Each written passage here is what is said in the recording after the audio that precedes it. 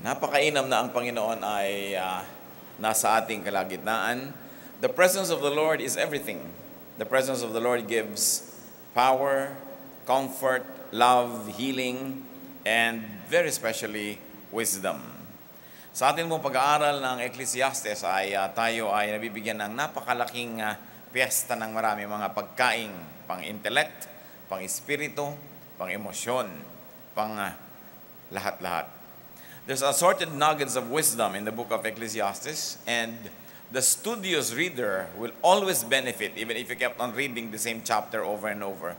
The words don't change, but our perspectives change because we become wiser, we become more experienced, and we're able to decode a lot of its messages that we are not able to decode at first reading. At ngayon sa pag-aaral po natin ng chapter 8, Ecclesiastes 8, pinamagkatan natin, when you don't understand. Ano bang gagawin natin kung mahirap unawain ang mga bagay sa ating paligid? Salamat aming Ama dahil kayo po ay narito sa aming puso, sa aming kalagitnaan, sa aming paligid. Salamat sapagkat kayo ang nagbibigay sa amin ng buhay. Sa aming pagbubulay-bulay na iyong salita, Panginoon, allow us, Lord, to understand. Allow us to accept what we cannot understand, and allow us, Lord, to benefit even from those that we cannot understand at the moment. Turuan mo kami magtiwala sa inyo at turuan mo kami na bigyan namin ng halaga yung naaabot ng aming karunungan, that we may benefit the most from whatever we can understand at the moment and leave the rest up to you. Patawarin niyo po kami sa aming mga kasalanan, punuan niyo po aming pagkukulang. Nawa, Panginoon, sa aming pagtitipon ngayon, hipuin niyo po aming mga lupang katawan, bigyan niyo kami ng ginhawa, kagalingan mula sa aming mga karamdaman, kapahingahan mula sa aming mga iniisip, bigyan niyo kami ng kapayapaan, tiwasay na pagtibok ng aming puso. At nawa, Panginoon, kung paano nyo kami ngayon iniingatan, ganon din ang maranasan na iba namin mga mahal sa buhay na hindi namin kapiling ngayon. Ilalayo nyo kami sa mga kasinungalingan, sa mga pagkalito. Ilalayo nyo kami, Panginoon, sa gawa ng masasamang tao at masasamang espiritu. We put our whole selves under your care. We bring every thought captive to the name of Jesus and ask you, Father, to be our teacher, be our healer, be our friend. Father, we seek you, thanking you, in the name of Jesus, your Son, our Lord and teacher. Ecclesiastes 8:1. Who is like the wise man? Who knows the explanation of things? Wisdom brightens a man's face and changes its hard appearance. Merong mahalagang tanong dito, ang guro, ang mangangaral, sabi ganon, who is like the wise man who understands things? The obvious answer is no one. Yan ang kanyang sinasabi mula pa nung chapter 1 hanggang ngayon, sa chapter 8, na wala naman talagang tunay na nakakaunawa ng lahat ng bagay. So don't even be too wise to try. Nabibigo ang mga tao at ito sa mga sinasabi niya na vanity, vanity or meaningless. Hindi ibig sabihin everything is meaningless na walang kahulugan ng lahat. Ang sinasabi niya sa kahulugan ng meaningless is walang nararating, parang pinipilit mong ilagay sa bulsa mo ang hangin, hindi mo kaya. It's a meaningless attempt to put the wind in your pocket, to control the direction of the wind. At yun daw ang maraming ginagawa ng mga tao, meaningless. Hindi ibig sabihin devoid of value, devoid of significance, but just that to try to understand life and control it is a meaningless exercise. Hindi nagagawa. At sinasabi pa niya, well, wisdom or some of it gives you a smile as you're able to place things and people and ideas. Bagamat hindi totoong nalalaman ng lahat, pero kahit konti lang ang nalalaman ng tao, malaking bagay yon para siya mapasaya, mapaligaya, magkaroon siya ng perspective at direksyon. Na kung tayo merong wisdom, nauunawa natin kung saan ilalagay ang mga bagay. Saan ilalagay ang ating galit, saan ilalagay ang ating pag-ibig, saan ilalagay ang ating pera. Pati mga tao, saan siya ilalagay? Ilalagay ko ba siya sa loob ng puso ko, o sa labas lang, sa may gilid, o sa kagitna-gitnaan ng buhay ko? To place things and people. And it is wisdom that enables us to do that very important task. Kung gabigyan natin yan ng mga application, mga kapatid, it only tells us that we should seek pleasure and happiness through wisdom, through wise company. Maraming kaligayahan, maraming sarap sa buhay, pero isa sa mga pinapahalagahan dito ng ating mangangaral, yung kaligayahan na nagmumula sa pag-unawa. The joy, the pleasure that comes from knowing and understanding very important aspects of life.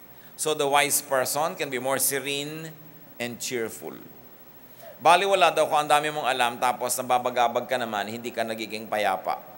At maraming mga endeavors, ganito mga kapatid, basa ka ng basa, aral ka ng aral. Anong nagiging ending? Naguguluhan ka lang. Nalilito ka, nawawalan ka ng pag-asa, nawawalan ka ng pinaniniwalaan, na sa panahon naman na ikay magkasakit, panganib, lungkot, kailangang may hawakan ka at paniwalaan. Sabi, ang tunay na wisdom, ang ending niyan, serenity and cheerfulness. Kung dumadami ang alam mo, tapos nagiging negative ang pananaw mo sa buhay, nagiging malulungkutin ka at palaaway, walang kwenta ang ganong mga karunungan. At ito pong pagtalakay ng Ecclesiastes ay lakad ng lakad ito sa mga iba't ibang mga topic. At dahil pinag-aaralan natin siya, kaya kung saan tayo dalhin ang verses, doon tayo pupunta. Kung minsan paulit-ulit, sapagkat nung araw, siyempre, malaki ang influensya ng orality. Nung unang panahon po, hindi naman sinusulat lahat ng bagay at hindi mahilig magsulat ang mga tao. Siya ay nire-recite, sinasabi, kinakanta, tinutula, at natural, pag ganon, paulit-ulit. Hindi tulad ng very literate ang mga tao, nagbasa ka ng libro, bakit uulitin na sabihin sa'yo? Pwede mo naman sabihin, refer to page 2, dahil nabasa mo na, pwede mo nang balikan. So hindi na kailangang ulitin ulit sa page 7. But in the absence of written text, uulitin uli para manariwa sa'yo. Kaya marami sa mga matatanda, paulit-ulit. Kasi ang orientation pa nila, orality, oral tradition. Kailangang ulitin para matandaan, para maalala. Kaya sabi ng mga bata, ang kulit-kulit naman ni Lola, nasabi na, sinasabi uli. Kasi ang mga bata, sanay ka, bumalik ka na lang sa page 2, nandun na yun eh. Magkaiba kasi yung gap. And this is one of the keys in understanding and appreciating Ecclesiastes. Maraming inuulit.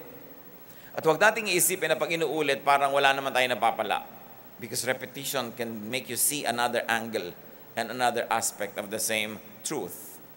There's an interesting truth that Solomon discusses in verses 2 to 5. Ecclesiastes 8, 2 to 5. Obey the king's command, I say, because you took an oath before God.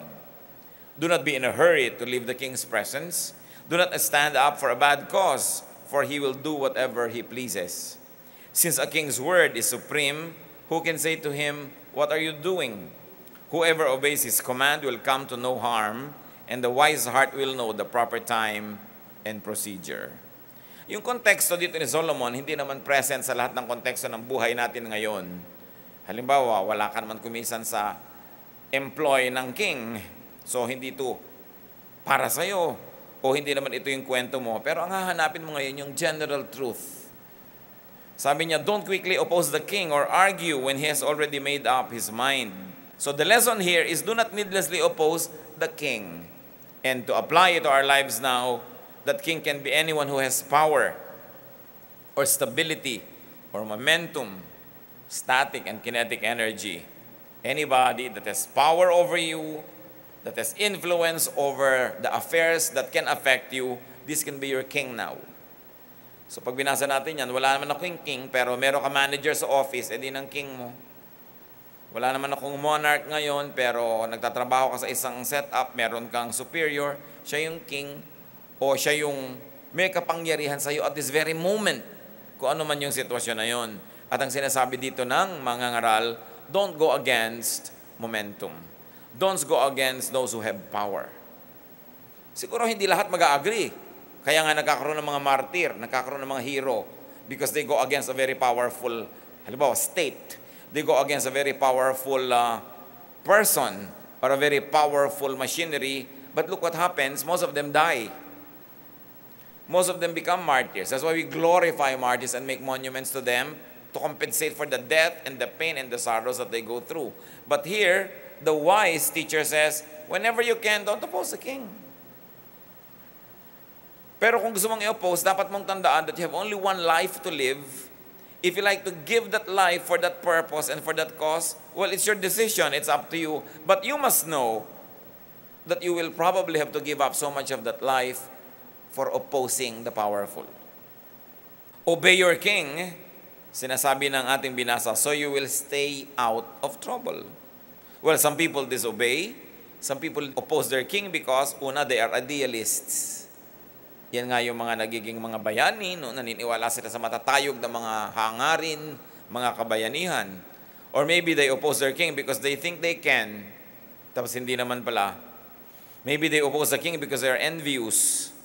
Maraming kinokontra ang tao na hindi naman talaga masama yung kinokontra niya, nainggit lang siya.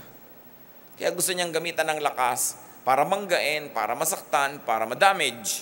But remember this, tuwing bumabangga ka sa anumang malakas, kahit malakas ka rin, nasasaktan ka rin. Hindi pwedeng hindi. Kahit malaki kang truck, binangga mo yung kotse, magkakaroon din ng dent yung ibang bahagi ng iyong katawan. Some people disobey and oppose the powerful just to compete with them or to topple them. Or probably they are after a selfish agenda. But in any case, kings are to be respected. There is always a price to pay when you go against the powerful. Hindi po sinasabi ditong masama to go against the powerful, lalong-lalo kung maganda ang cause mo or godly, pero tandaan mo na madadamage ka dyan. Kaya natatandaan natin yung nanay ni Jose Rizal, nung araw na siya ay mag-aaral na mabuti, ine-oppose na nung nanay ni Doña Teodora Alonso na huwag nang mag-aral lang masyadong mataas. Kasi alam na niya ang nangyari sa panganay niyang anak na lalaki. Sa pag-aaral, dahil sa matataas mga idealism, nakatanggap ng napakaraming persecution. And there's a mother who wanted to protect her son from so much pain and sorrow that was waiting for those who get high education and are patriotic and are freedom-loving. Pero siyempre, ang nakapanaig pa rin naman ay yung kabayanihan nitong si Jose Rizal. Pero maraming mga ganun na, huwag ka na lang bumangga. Napakaraming mga bumabangga na namatay tuloy sila. Minsan merong kumat sa'yo sa traffic. Tapos may baril pala. O kaya ay may itak na hawak. Ikaw naman, matapang ka rin, galit ka rin, babanggain mo. O nataga ka na niya, na-damage ka. Dahil may ipinaglalaban ka na naman. Nagkataon may power siya. Meron siyang strength. What you do with what Solomon is saying is your decision. But what's important is for us to realize very, very inevitable fruits of fighting the powerful. Ngayon, halimbawa, ikaw naman yung king. Many kings can avoid being opposed by being just or kind. Kung ikaw naman yung powerful, kahit ka powerful, pag may bumangga sa'yo, masasaktan ka rin. Kaya dapat iniiwasan mo rin na makasakit, maka-offend, dahil kahit maliliit na tao, kahit mas mahina kaysa sa'yo, they are capable of hurting you or damaging you. And many kings get killed only by a subordinate or a servant. May mga heads of state, o katulad ni Indira Gandhi, ang bumaril sa kanya, bodyguard lang eh. Diba? May makikita ka ng mga matrons, they're having a very good life, tapos isang driver o katulong nila sa bahay bigla yung pumatay sa kanila. Minsan, negosyante ka, ang laki-laki ng negosyo mo, ang laki-laki ng inaasahan mo sa buhay, sinasaktan mo ang damdamin ng isang kargador, akala mo kargador lang yon, pero nung dumaan ka, pinukpok ka ng bakal sa ulo, namatay ka tuloy, yung lahat ng pangarap mo, lahat ng gusto mong gawin, hindi na natuloy. At yung mga nagmamahal sa'yo, nasaktan, naulila, dahil humahanap ka ng sakit ng katawan. Kaya nga ang pinag-uusapan dito, kahit na ikaw yung malakas, merong maliit, kaya ka rin niyang saktan. Kung ikaw pa yung maliit, babangga ka pa sa malaki. Dapat alam mo kung anong ginagawa mo. Maraming mga idealist yung mga may malakas na manager, halimbawa, very powerful, tas ayaw mo, kayo naman tatlo, lalabanan nyo yon. Ano nangyayari? Natatanggal kayo sa trabaho. Hindi ko sasabi huwag yung gawin yon, pero dapat alam nyo, pwedeng mapunta yun sa ganon. Kaya ang caution ni Solomon dito, hanggat maaari, sakay ka na lang. Huwag kang babangga sa pader. At lalong-lalo, huwag kang bumabangga sa gumagalaw na sasakyan yung merong momentum. Kasi tatalsik ka. Sino ang mga taong may mga momentum? Yung mga sumisikat, may momentum yan. Yung mayaman, may momentum. Tumataas ang kalagayan, may momentum. Pag bumangga ka dyan, tatalsik ka. You must count the cost. Ecclesiastes 8:6-9, for there is a proper time and procedure for every matter, though a man's misery weighs heavily upon him. Since no man knows the future, who can tell him what is to come? No man has power over the wind to contain it, so no one has power over the day of his death. As no one is discharged in time of war, so wickedness will not release those who practice it. All this I saw as I applied my mind to everything done under the sun. There is a time when a man lords it over others to his own hurt. So this time, the writer shifts to another interesting topic. And in a nutshell, he says that life is hard, but there is a time and a place for everything, though no one can tell the future. Sinabi na ni Solomon, the wisest man, that no one can tell the future. Pero ang dami pa rin na pinipilit alamin yung darating sa hinaharap.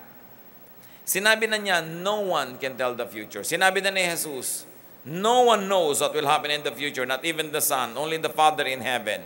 And yet, marami pa rin mga tao, religious pa naman, pinipilit sabihin na, eto na, ganito na ang mangyayari, ganito na ang date ng second coming, ganito na ang date ng destruction of the world. Sinabi na nga, no one can tell Nagkakaroon lang tuloy ng maraming fears. Sinabi ng no one can tell, umaasa ka pa sa horoscope, umaasa ka pa sa mga hula, ang linaw-linaw na no one can tell. So what are the challenges, some of the challenges of life? Because life can be hard, and no one can tell the future. No one can control nature, even the time and manner of people's death. So what is Solomon really saying here? No one can really have full control of their lives. We want control. We are not comfortable when we are not in control. But here, the teacher says, no one can have full control. So what's the lesson? Do not attempt to be in full control of your life and especially lives of others. Kung ang sarili nating buhay, hindi natin kayang kontrolin, hindi natin marapat kontrolin ang buhay ng iba. Kahit asawa natin siya, anak, magulang, kaibigan, mahal sa buhay, kailangan binibigyan natin ang tao ng kalayaan na mabuhay, kung paano siya dinisenyo ng Diyos, anong mga talent ibinigay sa kanya, anong mga kakayahan, anong mga dapat niya maging vocation, maging papel sa buhay. Dapat nagbibigay lang tayo ng advice, lalo't kung hinihingi, nagbibigay ng support kung kailangan, but we should not play God and control people. Hindi makadiyos yung manipulative behavior. When you punish people for not giving you what you want and you reward them when they give you what you want, it's a means of controlling people. Of course, up to a point, everybody does it, no? Pero dapat alam mo ang hangganan. Hindi ka nasunod, you will punish people for being who they are. And because we cannot control life, what do wise people do? We adjust to what is a given. Given yan Hindi mo na yun mapapalitan. Wind cannot be controlled. Yun ang sinasabi ni Solomon na meaningless. You cannot do that. Hardship cannot be controlled. And yung sa example pa niya, war cannot be controlled. It happens. Uncertainty of the future cannot be controlled. And because of this, instead of despairing and being afraid, just be prepared for the unscheduled but inevitable. So hinahanda natin. Hinahanda natin ang sarili natin sa anumang maaaring mangyari. Kaya nga itong si Balagtas, sa Florante at Laura, sa tingin niya, ang magandang paghahanda sa tao, turuang mahirapan, bata pa lang. Sabi niya, sapagkat ang mundo'y bayan ng hinagpis, mamamaya'y sukat tibayan ng dibdib. Ang laki sa tuway walang pagtitiis, anong ilalaban sa dahas ng sakit. Kaya yan ang lesson na ibinibigay ng tatay sa kanyang anak. Pag-ibigan ako'y aking nakilala, di dapat palakhin ang bata sa saya. At sa katuwaan kapag namihasa, paglaki walang hihinting ginhawa. Napakaganda ng wisdom na sinasabi doon na maraming darating na dilubyo sa buhay, maraming sorrow, maraming pain. So dapat ang tao may practice. Pag pinalaki mo ang isang bata sa sobrang saya, sobrang protected na environment, parang yung mga bata din sobrang linis ang environment, sakitin tuloy. Laging ang daming allergy, laging ang daming mga infection kasi lumaki ng sobrang linis. Nakita niyo yung mga lumaking pagulong-gulong sa mga imbornal, halos hindi tabla ng sakit. No? Kasi merong immunity. Ganon din, kung bata ka pa, sinasanay ka nagtatrabaho, sinasanay kang may responsibilidad, sinasanay kang nahihirapan. Pag dumating yung mga totoong hirap ng buhay, may practice ka na. Hindi ka nabibigla, nakakaya mo. And Solomon is telling us, prepare for these things because you don't like them, but they will come. And because you cannot control life, you might as well intensify your preparation for the inevitable. And observations that give order and comfort to the godly, sinasabi niya that there is a time and place for everything, and no one can hide behind evil. Parang halo-halo, no? Parang salad yung mga lesson na tinuturo niya. Pero ganun din naman talaga ang buhay.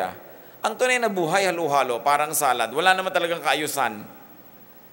Yung kung ano-anong nangyayari sa isang araw, hindi mo pwedeng mabigyan ng sobrang ayos yan. Kaya ganun din ang presentation itong si Solomon. And because people have power to hurt others and even themselves.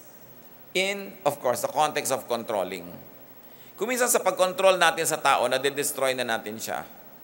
At sa pag-control natin sa kanya, tayo din nade-destroy.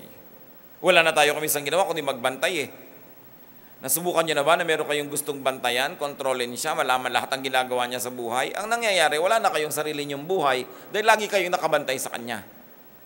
At kuminsan yan ang mga downside ng sobrang umiibig. No? Pati mga text niya, gusto mong malaman kung sino yung ka-text. Pati mga kausap, gusto mong maintindihan saan siya pumunta, anong kumain, sinong kasama. Wala ka ng sariling panahon sa buhay mo kasi nakaabang ka na lang ng nakaabang sa kanya. To control others. Kung hindi ka talaga mahal ng isang tao, kahit anong pagkukontrol lang gawin mo, hindi ka pa rin nun mamahalin. Maiinis pa nga sa'yo. So, imbes ubusin mo yung lakas mo sa pagkontrol para ka mahalin, maging kamahal-mahal ka na lang at kaibig-ibig. Para lalo kanyang pahalagahan. O baka may ibang magpahalaga sa'yo na mas dapat na suklian mo ng iyong pagpapahalaga. But the moment people are not interested in you anymore, the more you control them, the more you lose them quickly. Lalo lang nawawala. So you consider ways to prevent being hurt by another person.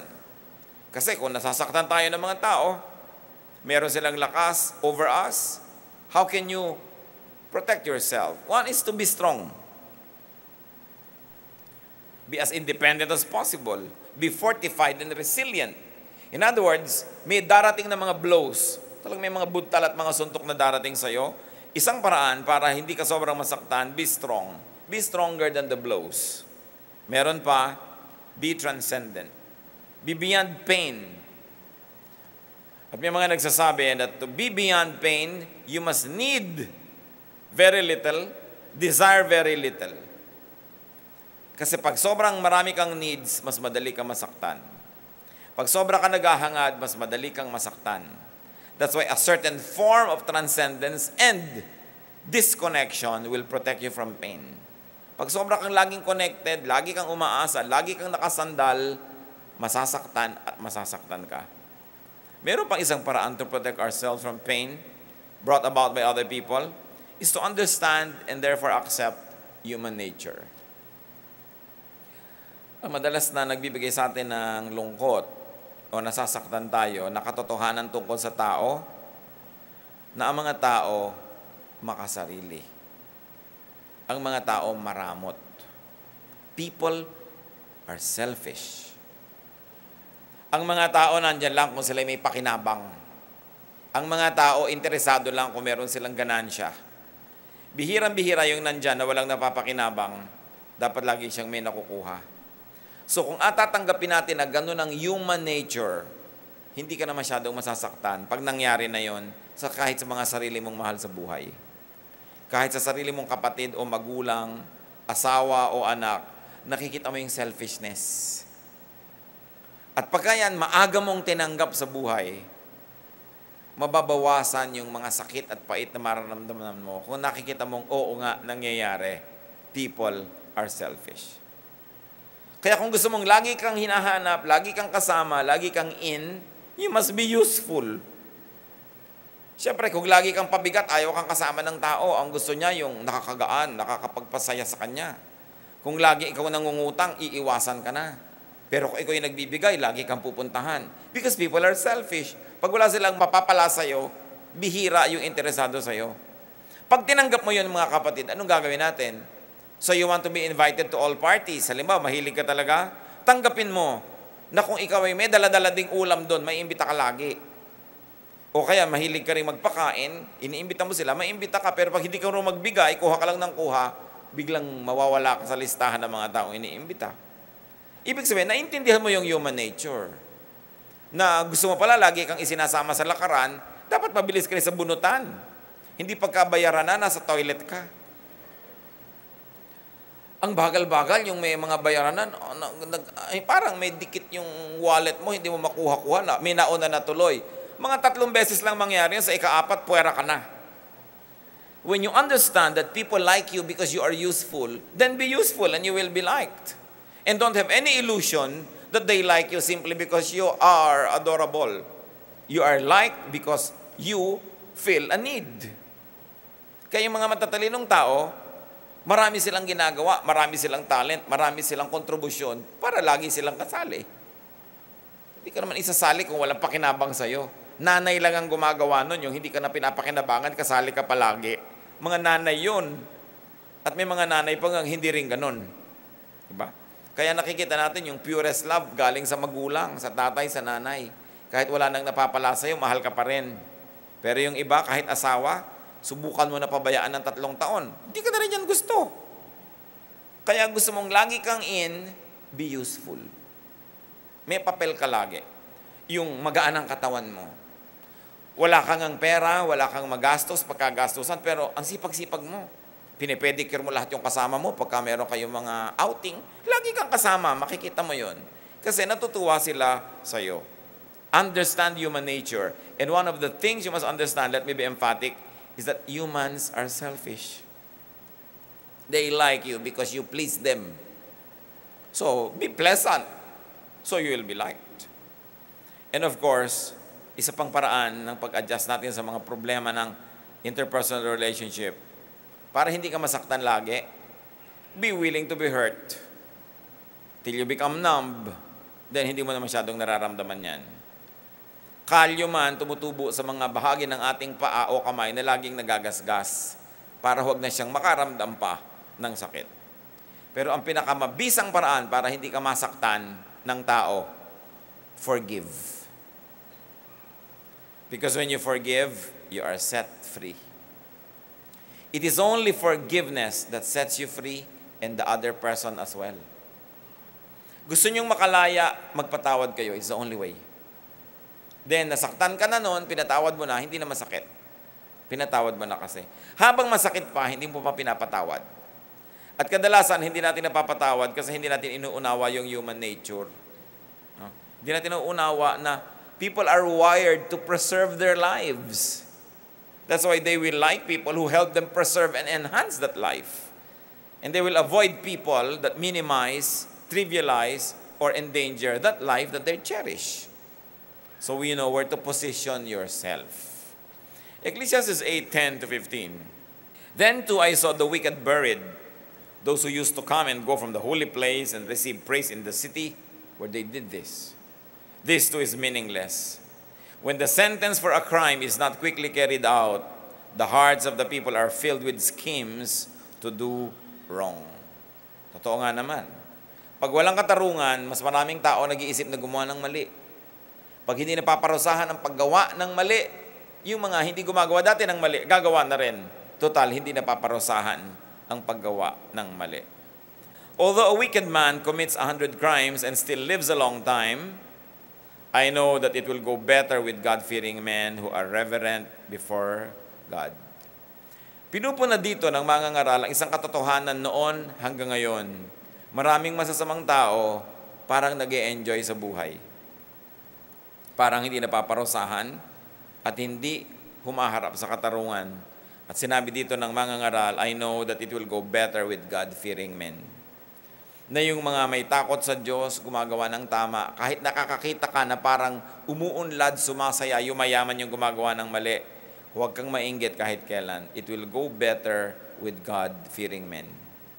Because if human justice fails, God's justice definitely will prevail. Verse 13, yet because the wicked do not fear God, it will not go well with them, and their days will not lengthen like a shadow. There is something else meaningless that occurs on earth.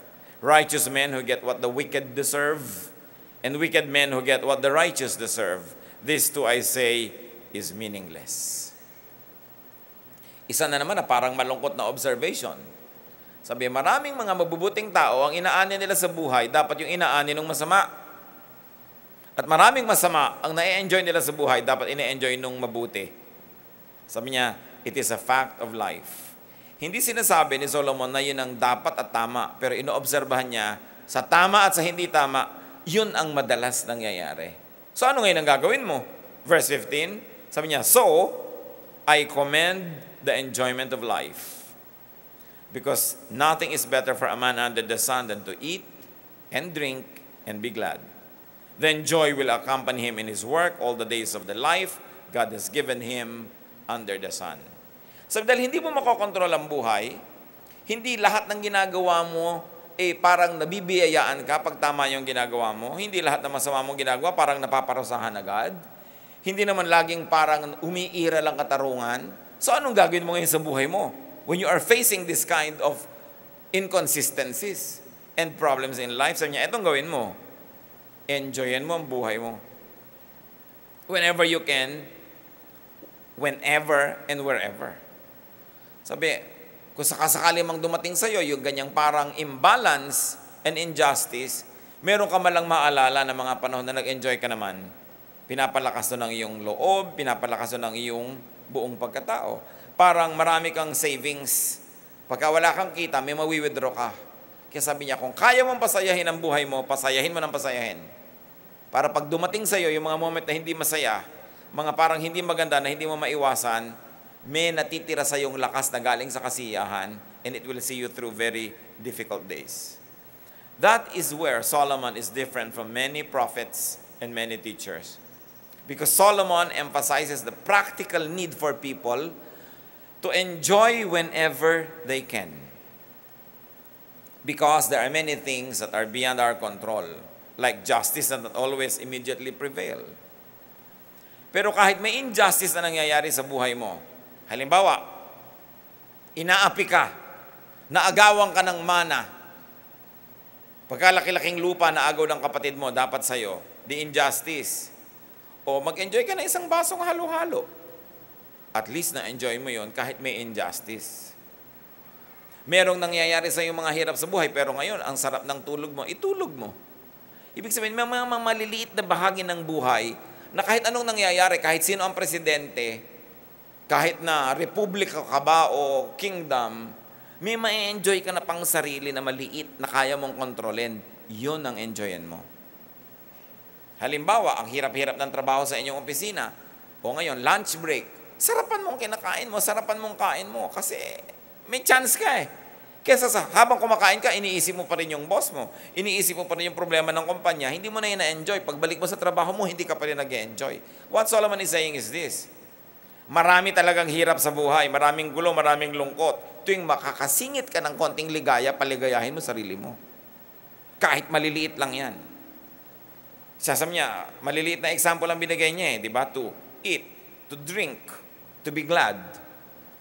Ang dami mong problema sa pamilya, o meron ka namang napanood na nakakatawa, tumawa ka muna ng tumawa ng 30 minutes. Pagkatapos nun, may problema ka uli, nakatawa ka na. Hindi ang dami mo ng problema, telenovela pang iyakan ng iyakan, sampalan ng papanoorin mo, hindi ka na nakatapos sa problema. Problema na yung totoong buhay mo, tapos pinoproblema mo pa kung sino ang tunay na magulang nitong ulilan na to. Pinoproblema mo pa kung sino talaga ang tunay na anak, yung ba sa dalawang kambal, sino nga ba? Yan din naman ang yan lagi, laging yung sampid siya ang mayaman, yung tunay natapon doon sa mahirap, sa ending syempre, sasaya din yung tunay. Ba't pa kayo nanonood?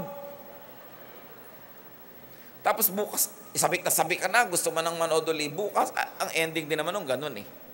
Ang pinakamalungkot sa lahat, eto, hirap na hirap yung bida, aping-api siya, tapos biglang sa ending, namatay pa siya. Buti nga sa'yo, panood ka ng ganyan. Ikaw ngayon, ang lungkot-lungkot mo. Dahil namatay ang bida, lalo mga Koreano, pinapatay ang mga bida. Tayo mga Pilipino, ayaw natin yan, kaya namatay na yung dalawang lover, babangon pa ang kaluluwa nila, magliligawan na naman. Yung mga anghel-anghel, o tuloy na naman ang saya. So, pag napapasaya mo yung buhay mo, mga kapatid, maliit na bagay, importante. Sasakay ka ng bus, mahabang biyahe, tagtag na tagtag ka. Magdala ka ng unan para masaya yung paghiga mo kahit doon lang. In other words, hindi mo kayang kontrolin ng planeta. Pero kaya mo naman kontrolin kung yung loob ng sapatos sa babae, komportable o hindi. Hindi mo kayang kontrolin yung barangay na ang dumi-dumi.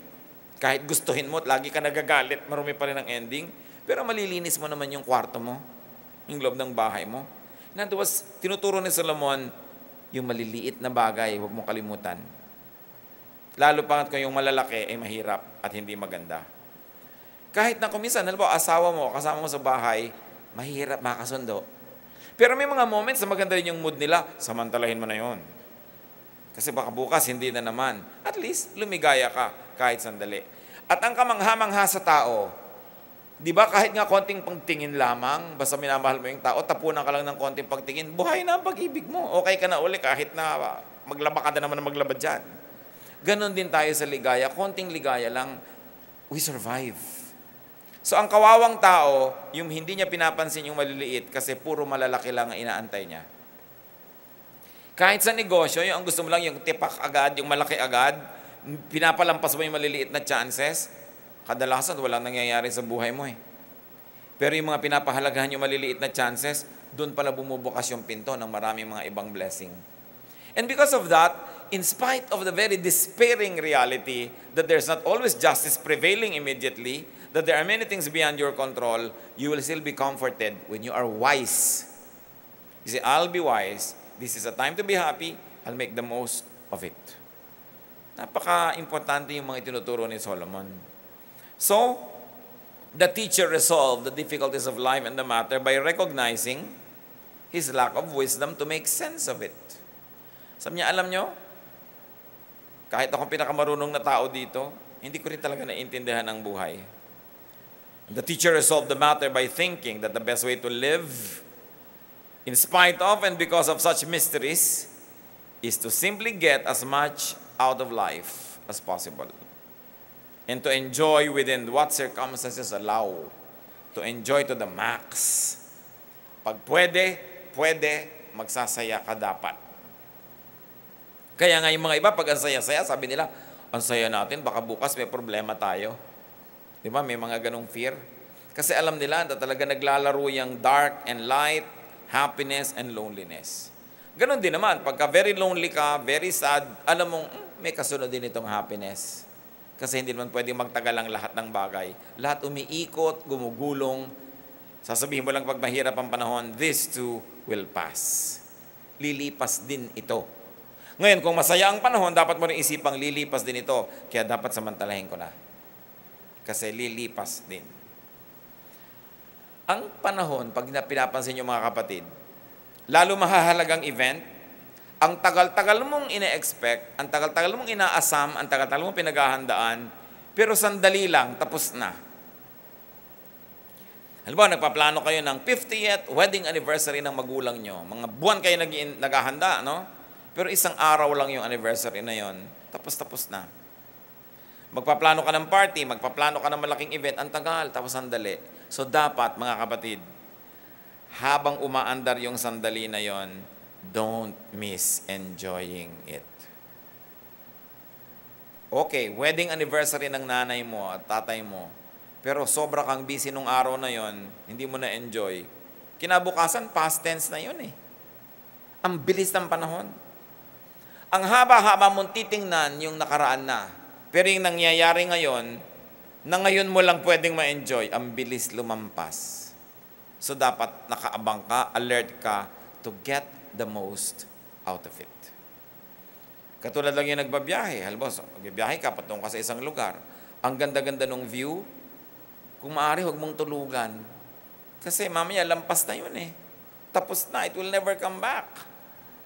Pagka merong magandang moment, lalo yung moments, mga kapatid, kung minsan moment ng husband and wife, ang ganda-ganda ng moment nyo, whatever it is, huwag mong palampasin. Huwag mong say, ay, naku, marami pa nga pala akong lalaban. Tapos, tatalikuran mo na siya. Hayaan mo na. May mga moment na hindi pinapalampas, seize it. Because it's fleeting. Naintindihan niyo ang sinasabi ko, no? Meron parang, wow, parang Nescafe moment. Yung Kodak moment. Yung, wow, ang ganda ng moment. Tapos bigla mong puputulin dahil lang meron kang gustong gawin. Enjoy it. Because it might not even come back in your entire lifetime. Parang buwan na sumisikat, sandaling-sandali lang. Yung araw na sumisikat, sandaling-sandali mo lang pwedeng tingnan. Mamaya, nakakasilaw na. So don't miss it. And in our lives, there are many such things. The miracle is, kahit konti at maliliit yon, they fortify you to face very difficult days. Verses 16 to 17. When I applied my mind to know wisdom and to observe man's labor on earth, his eyes not seeing sleep day or night, then I saw all that God has done. No one can comprehend what goes on under the sun. Despite all his efforts to search it out, man cannot discover its meaning. Even if a wise man claims he knows, he cannot really comprehend it. So Solomon is effectively saying that no one can really understand what happens. We may be very wise, but no matter how much we try, we cannot understand it all.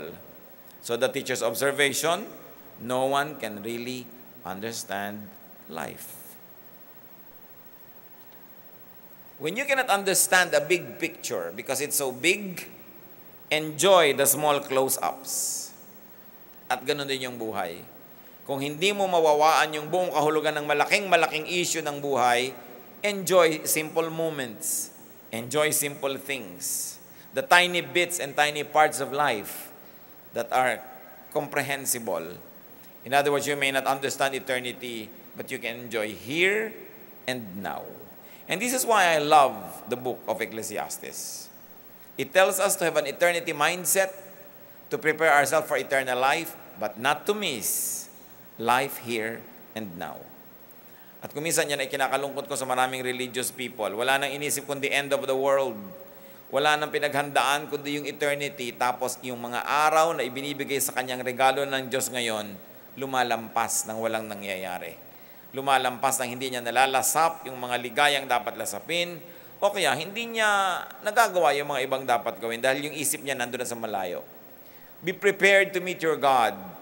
Be prepared for eternity. But while God decides that you are still here and now, then enjoy the here and now. Lalo yung mga bata, kung may mga anak kayo, first 3 to 5 years, ang sarap-sarap kasama yung mga bata, samantalahin ninyo. Kasi pagka mga 11 na, 12, 13, kumisan ayaw ka ng kasabay sa mall. No? Hindi ka na inaakyat na parang puno. Ang sarap-sarap yung mga bata pag laging nakaakyat sa'yo, nakayakap sa'yo. But it's not forever. So hayaan nyo na malukot yung damit nyo, nilulukot ng anak nyo, sabi nyo, it's only here and now. Pag laki-laki nito, hindi na ito siguro mahilig yumakap sa nanay niya. No? So hayaan mo na magkalukot-lukot ako. Hindi, anak, malulukot ako. Sayang. Yun ang sinasabi kong moment.